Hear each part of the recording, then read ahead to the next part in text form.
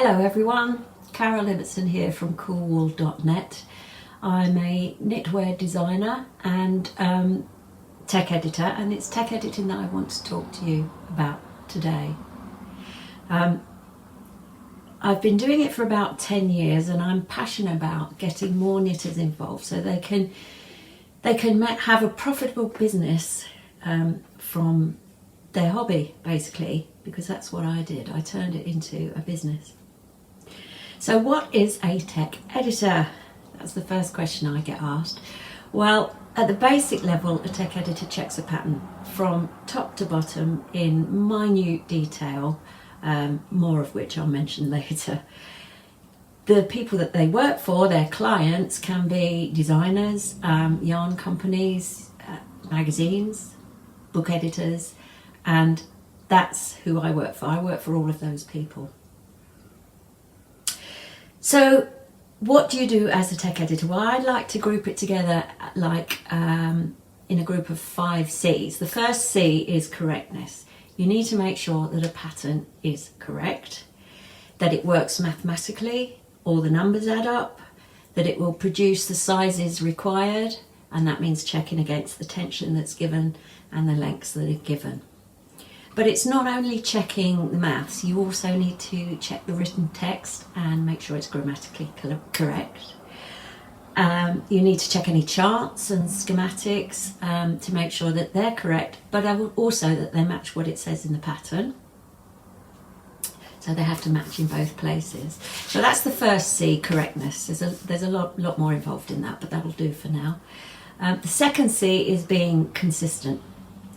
You may be provided with a style sheet. Most magazines and books have these, where you are checking against pre-decided formats for patterning, and that can go down to the nth degree, such as where the full stop should be before or after a stitch count at the end of a row, what sort of bracket should be around stitch counts, and so on. So there's a lot of detail in there. But even if you're not given a style sheet, you should still check for consistency, such as how are repeats written out? How do you use brackets around them? Do you use asterisks? They should all be done in the same way, otherwise it's just irritating for the reader. Consistency, though, is also about how consistent the pattern is. For example, if you're working on a garment with set-in sleeves, then one consistency check is that each armhole on the front or the back is the same. It has to have the same number of decreases and in the right ratio. Okay, so that's number 2. Number 3 is clarity. To make sure that all the instructions are clearly explained and they'll make sense for the level of difficulty of the pattern. Now this is quite important because designers have their own voice, and it's not your job to take their voice away. And if they've created patterns that they've used for a long time with their audience, and the audience likes that style of pattern, then you need to keep to that style. I've been dealing with a designer lately who was completely destroyed by a tech editor who told her she needed to change everything. She didn't at all. It was her style, and her style needed to come through. But you still need to make sure that it's clear. Another part of clarity is making sure that everything's done in the order that's going to make it easier for the people to sew up in the end as well. So the order of the instructions are important. The 4th C is making sure it's complete. So this includes checking for things like missing abbreviations or even extra abbreviations that don't really need to be there. Make sure there's a finishing section so people know what to do at the end. Make sure all the yarn information's in there, all the colours that are used if that's important, the type of yarn and so on if people want to make substitutes. That's always a good thing to have in there. But again, this is something that you as a tech editor would talk through with the designer, because it's like dating, really. You build a relationship with your designer, and that will carry you through. I've got designers I've worked for years. You build up a proper relationship with them, you get used to knowing how they like things, and how you can discuss what they want. Okay, and the final C is being concise. Now, this can vary really. If a designer is creating their own pattern and they're putting it out as a PDF to sell, then they don't need to worry too much about how concise the pattern is. But if you, as a tech editor, are working for a magazine or a book publisher, you can bet your life that you've got to make the pattern as concise as possible. Space is at a premium in those places. So the sort of things I'm talking about there is if you've got parts of the pattern that are repeated, you can refer back to that later in instructions later on, back to that section. If rows can be combined in groups and then repeated, that's also a way you could make your pattern more concise if you need to. So those are some of the activities involved in being a tech editor. They're the main ones, but there are lots of others. The other thing I get asked is, well, what do you need to know to become a tech editor? And there's a few skills that are really quite useful, but it's worth remembering that not everyone will be at the same level. You can be a tech editor and just work on simple patterns with easy techniques for designers. You can start that way and then you can always build up later. So not everyone will be at the same level. You should, however, be a fairly knowledgeable knitter and be able to understand and follow most patterns. As I say, if it's not a technique you've used before, you just don't offer to tech edit that pattern. You should have really good attention to detail.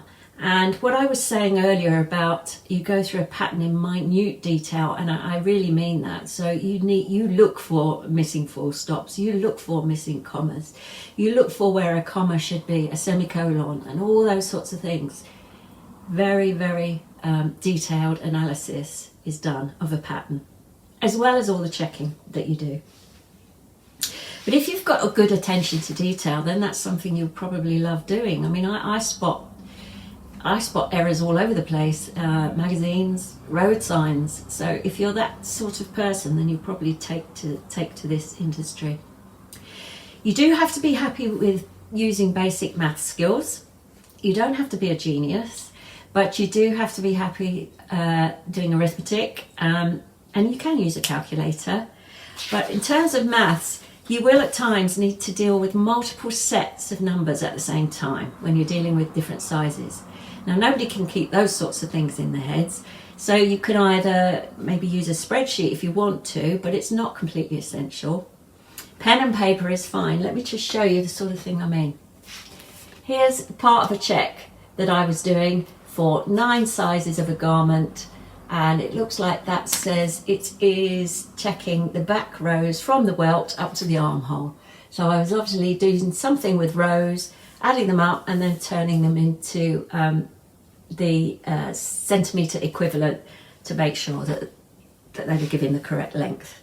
So pen and paper, perfect. The last thing you really do need to have is an analytical mind in terms of being able to apply shaping concepts to garments without knitting it. As a tech editor, you do not knit the item. You may occasionally knit a small section of a particular stitch pattern if you don't think it's written right and you just want to test it yourself. I've done that a few times, but you definitely do not knit the whole item.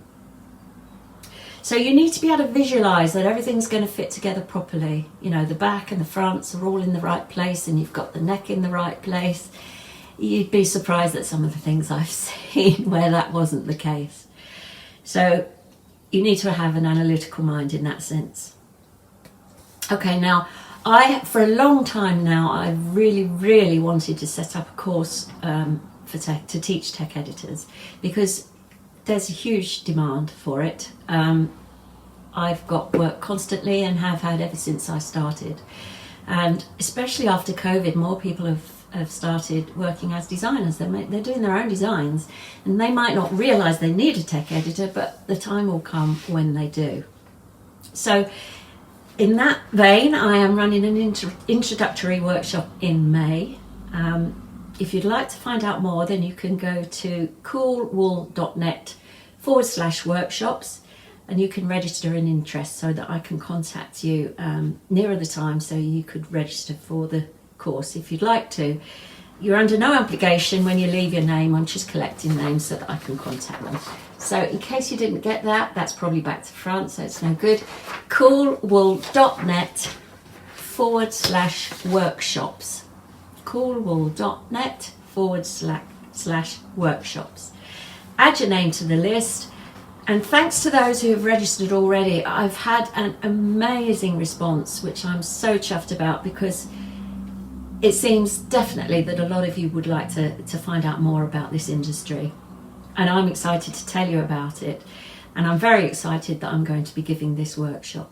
So if you're interested, please put your name down, because as I say, I've got a lot of people already that have put their name down, and I don't want to disappoint anyone. So thanks for listening to me, and I can't wait to meet some of you on the workshop if you decide to take it up. So any queries, you can contact me on my website in the contacts page and let me know what you'd like to find out. Thanks very much, everybody. Bye.